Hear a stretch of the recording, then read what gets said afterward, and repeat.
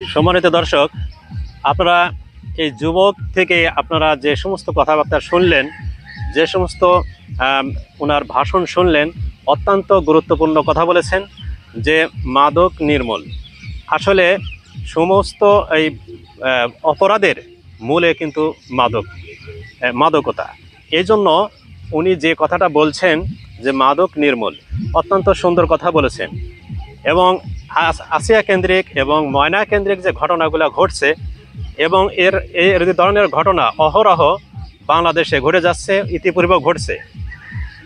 তো এটা আসলে নির্মূলের একমাত্র উপায় হচ্ছে যে এই রাষ্ট্রে ইসলামিক শাসন চালু করতে হবে, কোরআনী শাসন চালু করতে হবে।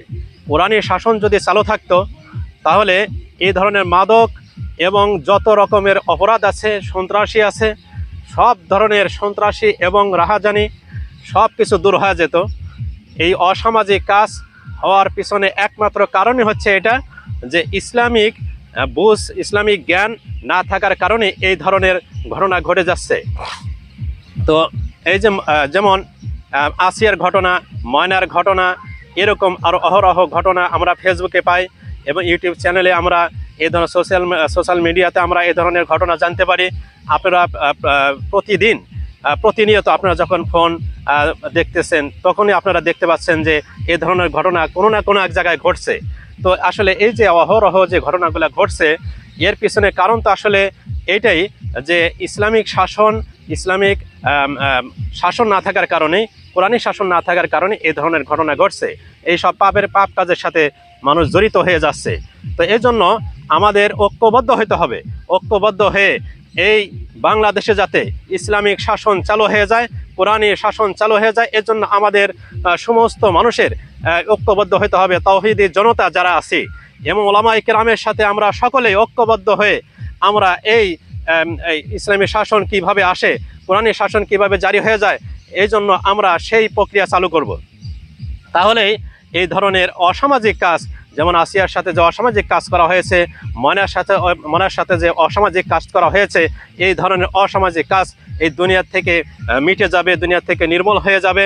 তো শেষ কথা হলো যে এই ময়নার যে চাচা এবং ময়নার মার সাথে যে প্রেমের সম্পর্কে আলোচনা, এটা আমি আরও একটু পরিষ্কার করতেছি যে আসলে এই যে পরকীয়া সম্পর্কের আলোচনাটা সোশ্যাল মিডিয়া থেকে আমরা জানতে পারি, বা ইউটিউব চ্যানেল থেকে আমরা জানতে পেরেছি, বা ফেসবুক থেকে আমরা জানতে পেরেছি। আসলে এটা কতটুকু বাস্তব বা এর বাস্তবতা কতটুকু, এটা আমরা এই বিষয়টা আমাদের পরিষ্কার হওয়া উচিত। কারণ ময়নার বাবা সে নিজেও বলেছে যে পরকীয়ার যে ঘটনার কথা, আমার স্ত্রীর সাথে আমার চাচাতো ভাইয়ের সাথে যে পরকীয়ার কথাটা প্রচার করা হয়েছে বিভিন্ন চ্যানেলের মাধ্যমে, এই কথাটা অত্যন্ত অগ্রহণযোগ্য। কারণ আমার স্ত্রীর সম্পর্কে আমার সুধারণা রয়েছে, আমার স্ত্রীর সম্পর্কে আমার চেয়ে বেশি ভালো কেউ জানে না। তো আমি স্বামী হয়ে আমার স্ত্রীর সাফাই করছি, আমার স্ত্রী যে ভালো মানুষ, আমার স্ত্রীর যে সতী, সে কথা আমি নিজেই প্রমাণ দিচ্ছি। আমার স্ত্রীর সাথে আমার চাচাতো ভাইয়ের কোনো সম্পর্ক নেই। কারণ তাই যদি থাকতো, আর যদি ময়নার ঘটনার সাথে তারা যদি জড়িত থাকতো, তাহলে বিজ্ঞ প্রশাসন তারা গ্রেপ্তার করে ময়নার মা এবং চাচাকে গ্রেপ্তার করে নিয়ে তাদেরকে ডিএনএ টেস্ট এবং ফিঙ্গার নিয়েছে, তাতে তারা এই অপরাধের সাথে জড়িত নয়, এটাই প্রমাণ হয়েছে। যদি আসলে পরকীয়া থাকতো তাহলে তো অবশ্যই সেখানে পরকীয়ার কারণে যদি এই ঘটনা ঘটে থাকে তাহলে তো সেখানে বাস্তব হইতো, বা সেখানে ধরা পড়ে যেত। কিন্তু সেটা ধরা পড়েনি। এজন্য আমরা এইসব গুজবে আমরা কান দেব না কখনোই। কারণ এই মানুষের দোষ, একটা মানুষ দোষ করেনি, একটা মানুষ অপরাধ করেনি, সেটাকে যদি আমরা বানোয়াটিভাবে সেটা আমরা প্রচার করতে থাকি তাহলে সেটাকে অপবাদ বলা হয়। আর এই ধরনের অপবাদ যারা দেয়, তহমত বলা হয়, অপবাদ বলা হয়। এই অপবাদ যারা দিবে হাসরের ময়দানে তাদেরকে আল্লাহ রাব্বুল আলামিন জাহান্নামে পতিত করবেন, জাহান্নামে নিক্ষেপ করবেন। এজন্য আমাদের প্রত্যেকেরই এই অপরাধ থেকে, এই ধরনের প্রচার করা থেকে, এই ধরনের অবাস্তব একটা বিষয়কে মানুষের দ্বারে পৌঁছানো, মানুষের কাছে পৌঁছে দেওয়া মিথ্যা বানোয়াট জিনিসকে এখান থেকে আমরা বিরত থাকব।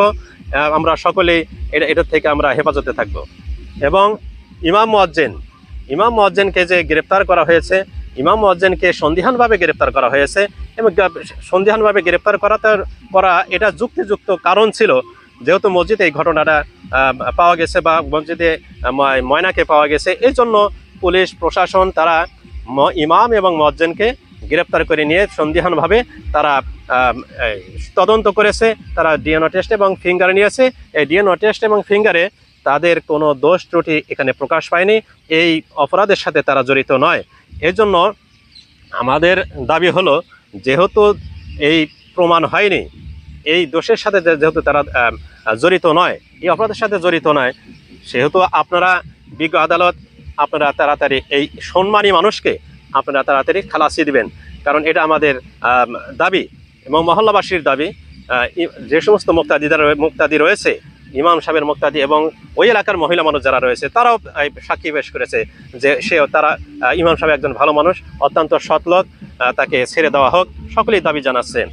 যেহেতু এই অপরাধের সাথে জড়িত নয় এটাই প্রমাণ হয়েছে, তাহলে কম যুক্তিতে আপনারা এই সম্মানী মানুষকে আপনারা গ্রেপ্তার করে রাখবেন, এটা কোনো যুক্তি হয় না। এজন্য তাদেরকে আমরা দাবি জানাচ্ছি, তাদেরকে তাড়াতাড়ি খালাসি দেওয়া হোক।